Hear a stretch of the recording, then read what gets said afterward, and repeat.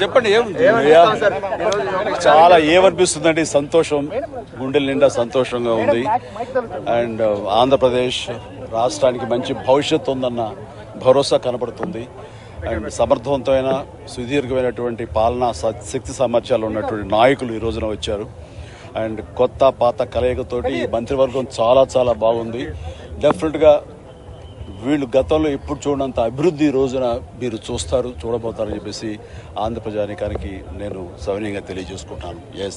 పవన్ కళ్యాణ్ గారు కూడా ఈరోజు మంత్రివర్గంలో టుగెదర్ గర్వంగా అనిపిస్తుందండి, గర్వంగా అనిపిస్తుంది, సంతోషం. అంతే కదా, ఏదైనా సరే కష్టపడాక వచ్చే రిజల్ట్ ఇది.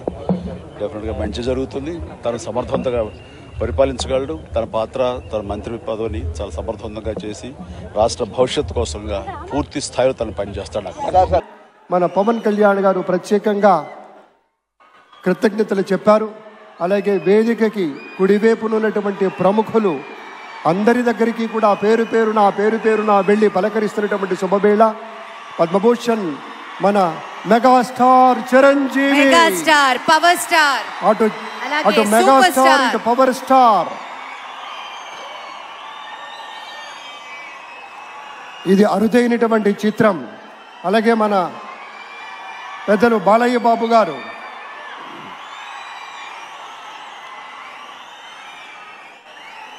సూపర్ స్టార్ తలైవర్ రజనీకాంత్ గారిని పలకరిస్తున్నారు ప్రధాని. వారి దంపతుల్ని లేడీస్ అండ్ జెంటిల్మెన్ మనస్ఫూర్తిగా వారి శుభకామనలు అందుకుంటూ మన బాలయ్య బాబుతోటి కరచాలనం చేస్తూ ముందుకు వెళ్తూ ఉన్నారు.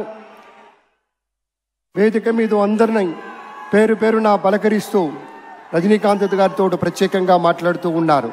ఇది ప్రేమ, ఇది అభిమానం, ఇది వాత్సల్యం, ఇది కృతజ్ఞత, ఇది గౌరవం, అపారమైనటువంటి విశేష గౌరవంగా మనవి చేసుకుంటూ అద్భుతమైనటువంటి వారి యొక్క దిశానిర్దేశకత్వంలో మహనీయులు శ్రీ నరేంద్ర మోదీ గారి యొక్క దిశానిర్దేశకత్వంలో మన ఆంధ్రప్రదేశ్ రాష్ట్ర ప్రభుత్వం అగ్రగామి రాష్ట్రంగా నిలుస్తుందనటంలో సందేహం లేదు. అక్కడ అమిత్ షా గారు, ఇక్కడ మన వెంకయ్య నాయుడు గారు పెద్దలు వారిని పలకరిస్తూ ఉన్నారు. శ్రీ నరేంద్ర మోదీ గారు, ఇది అవ్యాజ అనుబంధం. ఏళ్ల తరబడి భారతీయ జనతా పార్టీ పలకరింపుని మనంతా వీక్షిస్తూ ఉన్నాము. మన రామ్మోహన్ నాయుడు గారిని అందరినీ ప్రత్యేకంగా అభినందించారు మన ప్రధానమంత్రి వర్యులు. అందరికీ ధన్యవాదాలు. మన గవర్నర్ దంపతులకు కూడా కృతజ్ఞతలు చెప్తూ ఉన్నారు పెద్దలు శ్రీ